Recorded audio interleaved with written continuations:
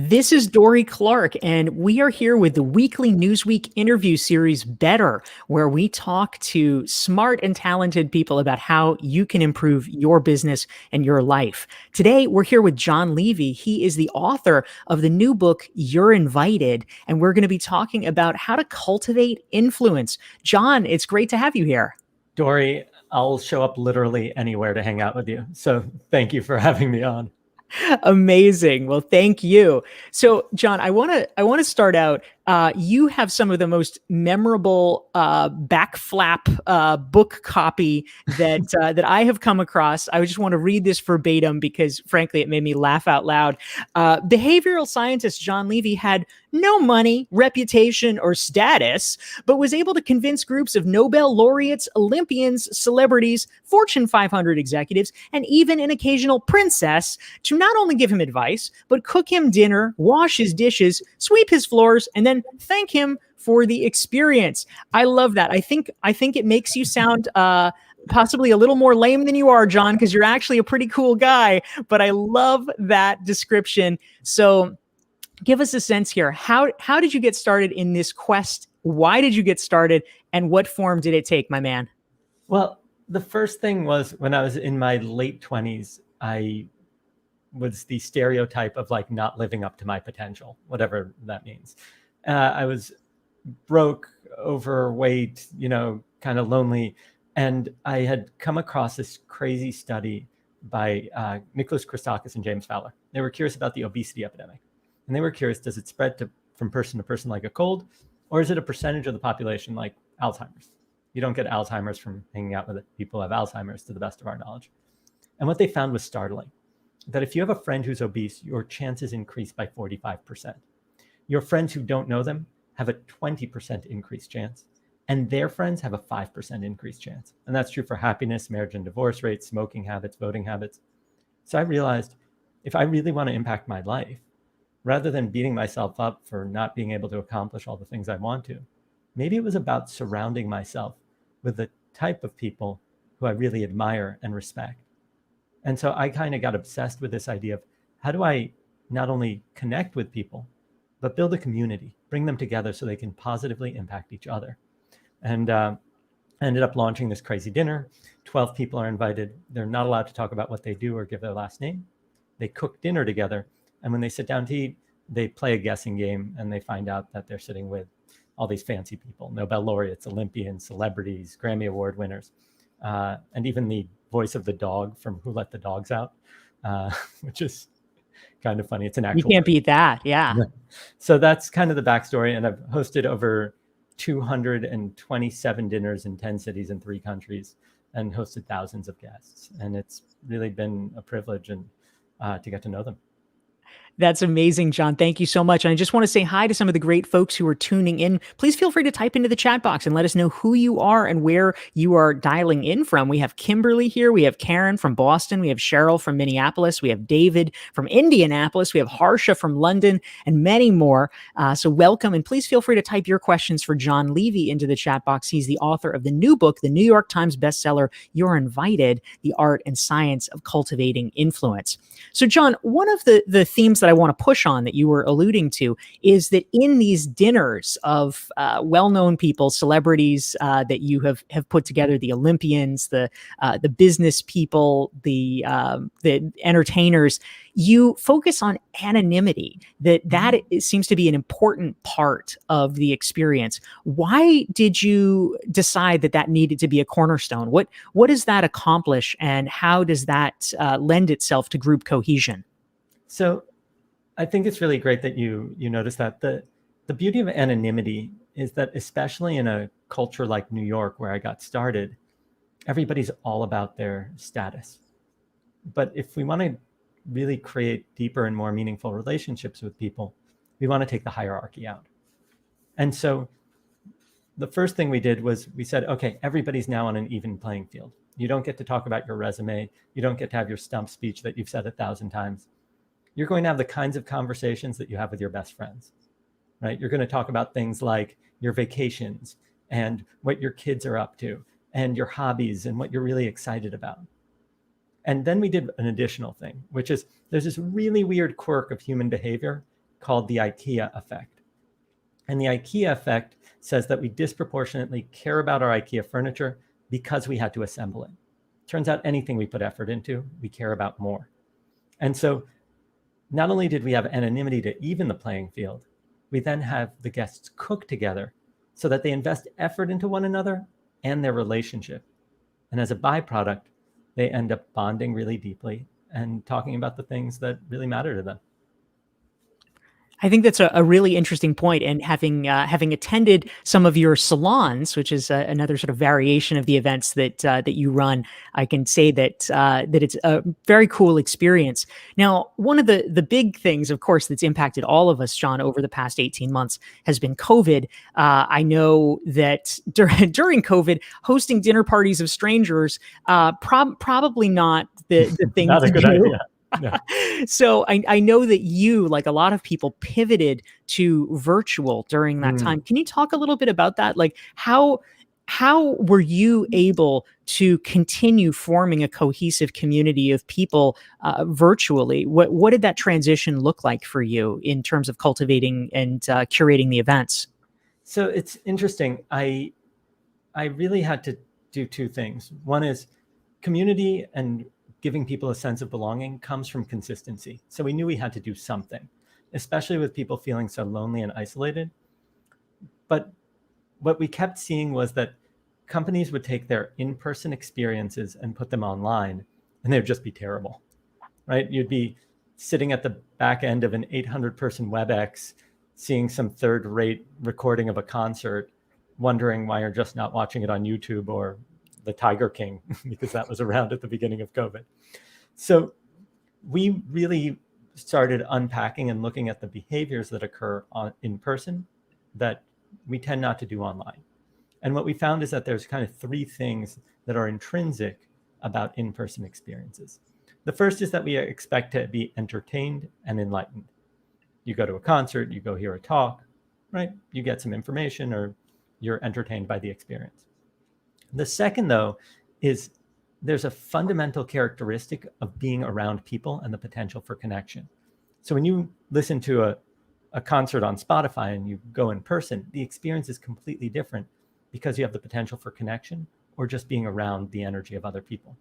And the third is that we have a need for influence. And what I mean by that is not like just posting on social media, but when you're at a concert or a game or something, you can scream, you can shout, you can dance. You have an impact on the environment around you. And when you're on the tail end of a WebEx, it doesn't really feel that way. So what we decided to do was we started hosting events digitally, but we wanted to switch the focus from me, the presenter, to the people who are participants.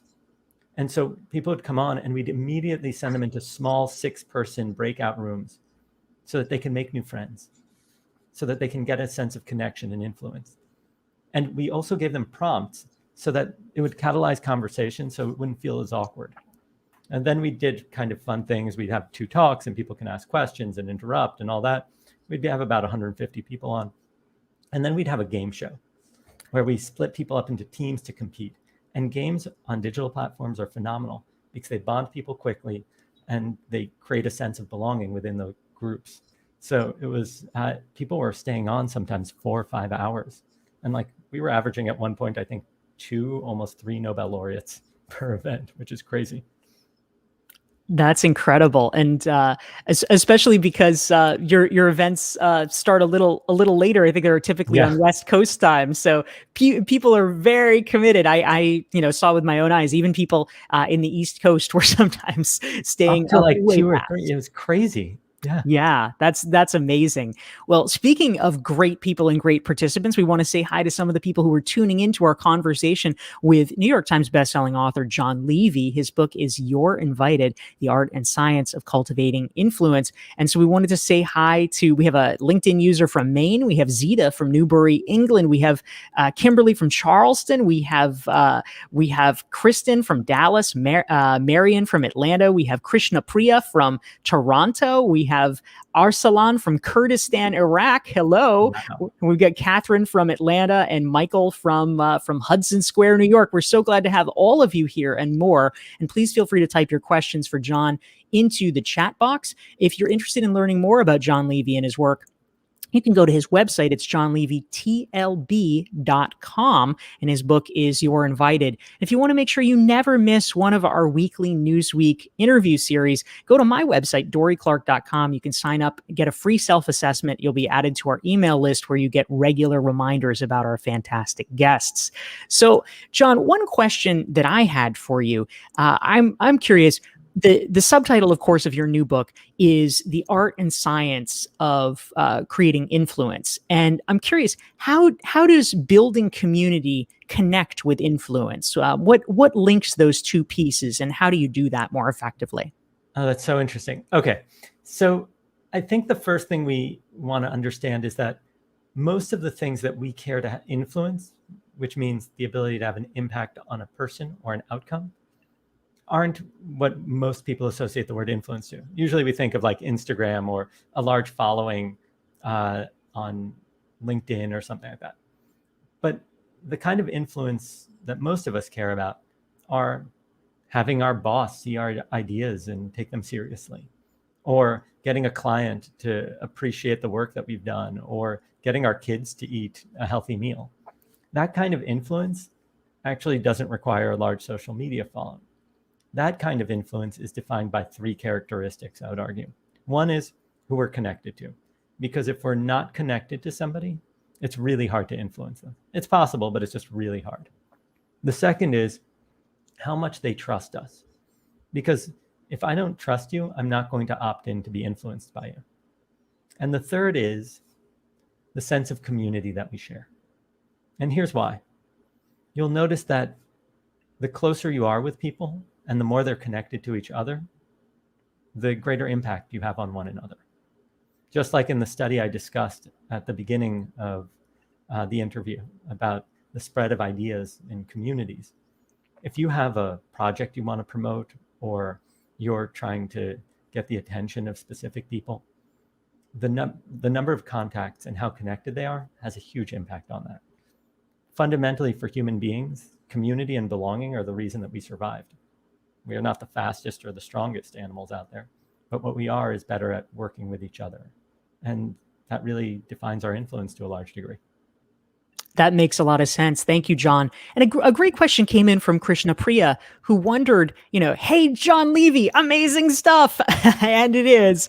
Krishna Priya wants to know, people in power are often afraid of being used or abused, or that their status or contact information would be used to gain favors later. So when you are organizing your dinner gatherings, of course, at first, people's identity is anonymous. But what happens afterwards? You discover that you've been having dinner with an Olympic athlete or a famous musician or what have you. How do you actually keep this issue from happening? How are you able to overcome the barrier of perhaps celebrity or famous people worrying that folks might want to lean on them inappropriately after the fact? So I think that there's two important characteristics here.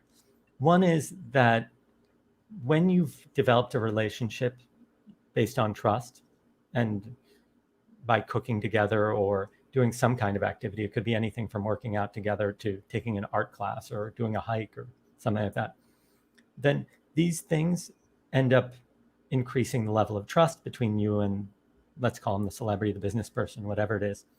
And as a byproduct, when that context is really trusted, then there's less of a concern that there's going to be some abuse.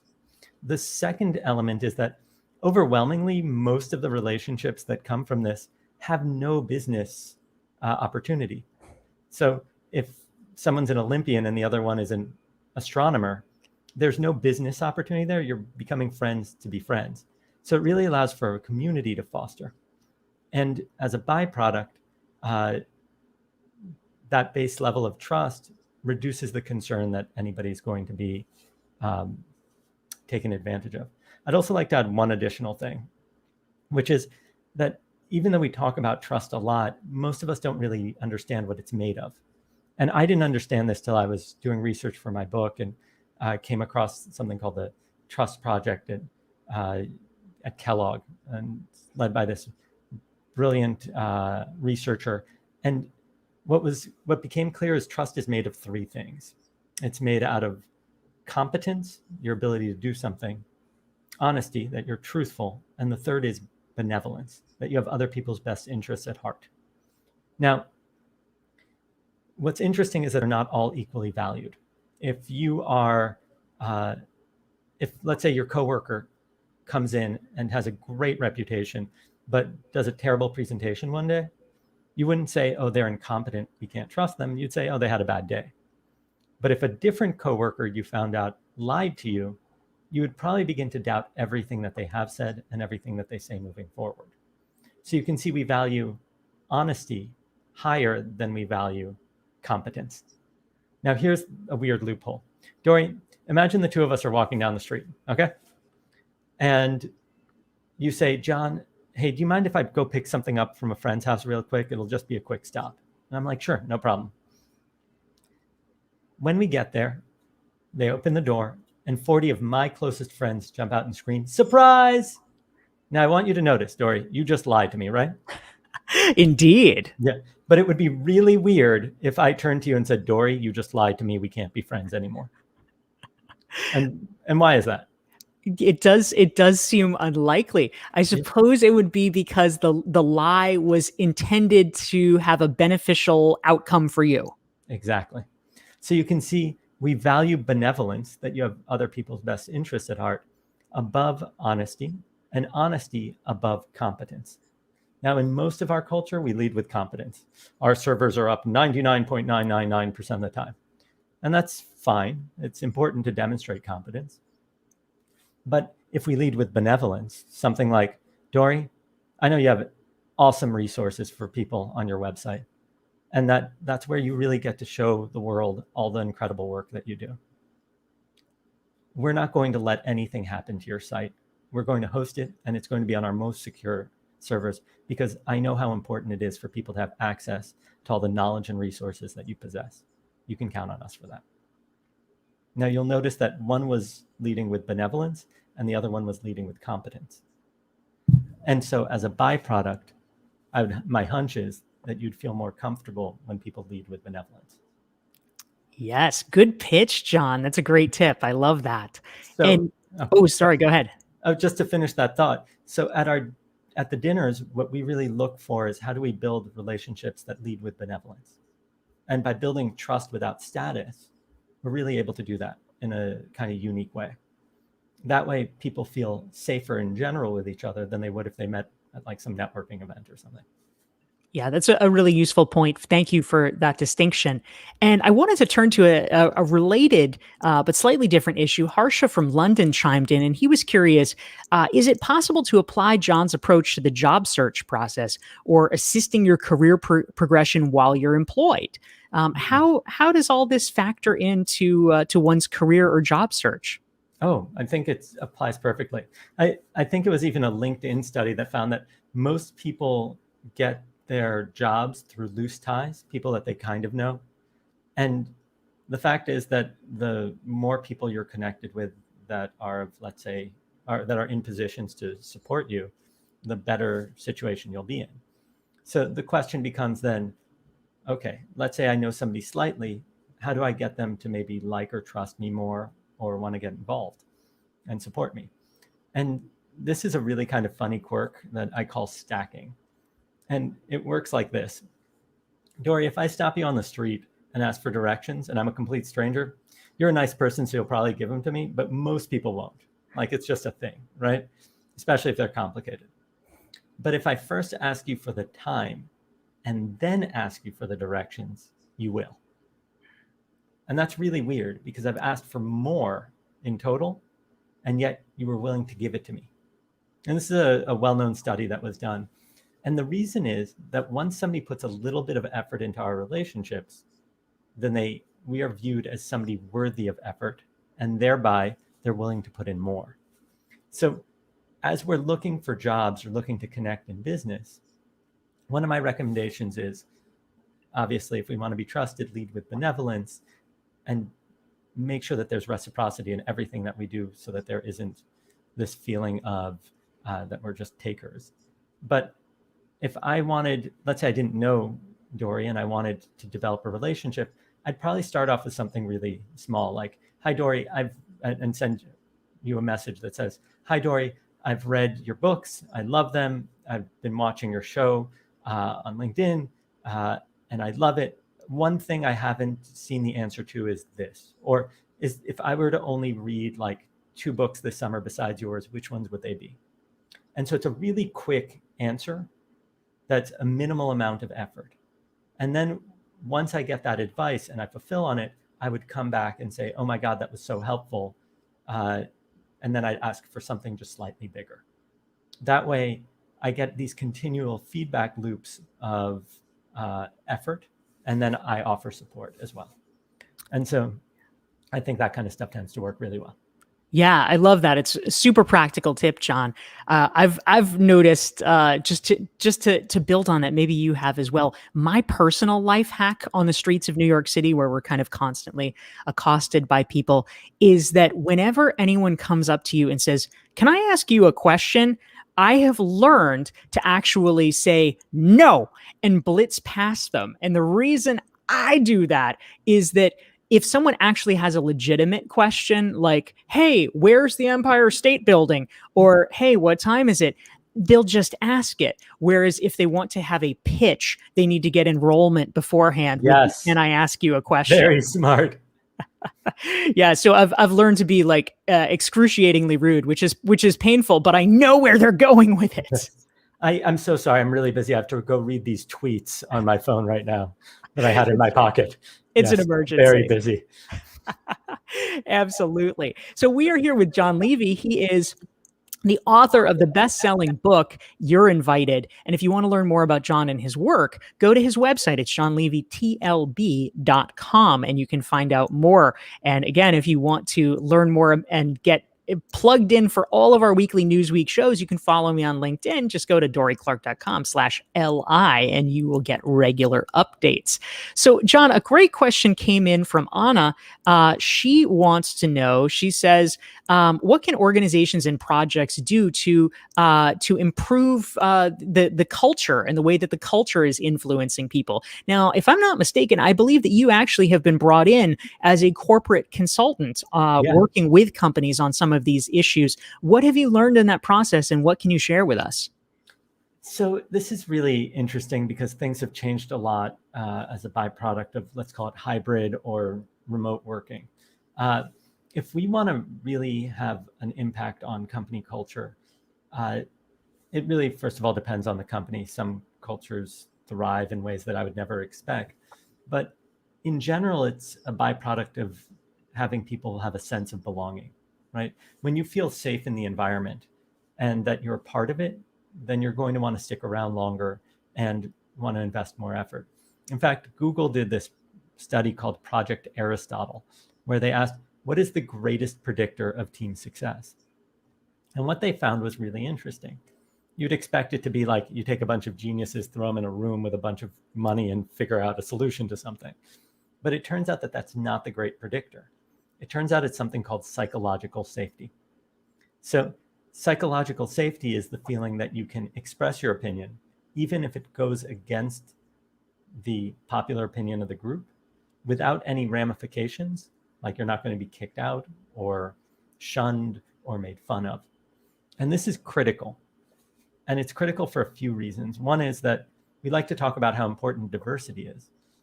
But the benefit of diversity of thinking, the benefit of diversity comes from the thinking and the ideas. So the benefit of, let's say, me being a guy and Dorie being a woman doesn't come from our genders. It comes from Dorie has a different perspective on the world than I do from growing up in a different way. And if there isn't psychological safety in the environment, then we wouldn't benefit from each other's ideas. And that's really where the impact comes in. So it's absolutely key to build higher levels of trust. It's just frankly much, much, much harder at a distance. So companies have to be a lot more intentional. So we have to look at what activities are we having the team work on? How's the communication flowing? Are we micromanaging? Because micromanaging may suggest to people that we don't trust them. So there are all these different factors that we have to take into account. Yeah, that's powerful. Thank you for that. Now, a question came in from Marion in Atlanta, and Marion wants to know, Jon, who are your influencers? Who have you learned from that Oh, wow. drove your focus on connection? What is sparking and inspiring all this for you? We'd love to hear. Wow. So it's a lot of researchers. There's a brilliant neuroscientist by the name of Moran Cerf, who's just runs a great lab out of Kellogg. And he did wild stuff. Like he figured out how to project people's thoughts by putting scanners on their brains. And he's been a huge influence on me. There's a famous behavioral scientist by the name of Dan Ariely, who actually discovered the IKEA effect. He's written a bunch of great books. And I would say, obviously, Dan Kahneman, who's the father of behavioral economics and won the Nobel Prize. And then there's a whole slew of just incredible people that I'm fortunate enough to have as friends. So Julie Gerberding, she was the first female director of the Center for Disease Control and one of the most inspiring and lovely human beings I could ever hope to know. But there's so many I'm going to just lose track, frankly. Well, that's a really good start. Thank you. Now, Jon, I'd be remiss if I didn't ask about your previous book. It's called The 2 a.m. Principle. Yes. And this is a book essentially about adventures and how to have more adventures in your life. You apparently have been to all 7 continents. You've run with the bulls in Pamplona. I was crushed by a bull. Crushed by a bull, even. Almost died. Yeah. You got the full experience, my man. I wouldn't recommend paying for the full experience. Yes. I paid in years of physical therapy. Oh my goodness. Yeah. It turns out that when you're doing running of the bulls, you can make it into the stadium and then they let the bulls out one at a time. I didn't really know that. And then I was kind of just like a fool, as one gets when they're at running of the bulls. And when the bull entered the stadium, it missed its jump in and landed on me. And I got crushed and almost died. That is extremely unfortunate. I am glad that you were still here. But given that strong endorsement, tell us about the 2 a.m. principle. What is the 2 a.m. principle, and how can we do it without getting killed? So it's pretty easy to do without getting killed. The 2 a.m. principle is that nothing good happens after 2 a.m. except the most epic experiences of your life. And I've gone out a lot, and 2 a.m. is actually a different time in different cities, depending on when they kind of like shut down. In Barcelona, it's like 6 a.m. Yeah, it's like, or in Buenos Aires, it's like 10 a.m. It's just so absurd how late people stay up there. So the basic thing is that everybody I would talk to about living an adventurous life would say, oh yeah, the most adventurous experiences of my life were kind of random. This happened and this happened and so on and so forth. But then I kept noticing that there were certain people who lived very adventurous lives that were wild and fun and super interesting and exciting and had the weirdest stories. And then people who kind of just preferred to stay at home and read and hang out with their pets, and which is totally fine. It's a lovely, lovely experience.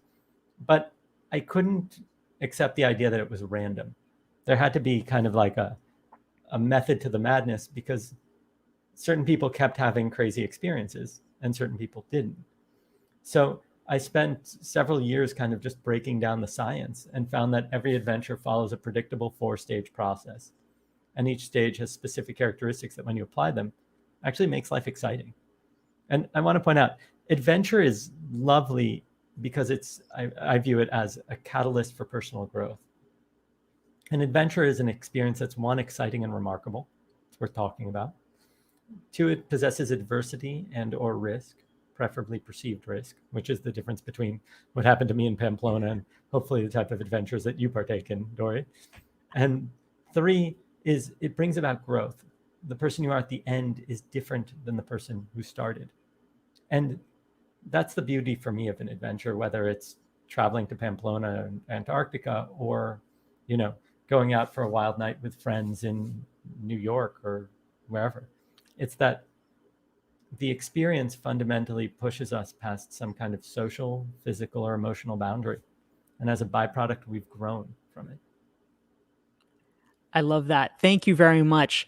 We have been here with Jon Levy. He's the author of the new book, You're Invited, and the previous book, The 2 a.m. Principle. Again, you can learn more about Jon and his work at his website, jonlevytlb.com. Jon, it's been fantastic having you here. Dorie, thank you so much for hosting me. I loved it.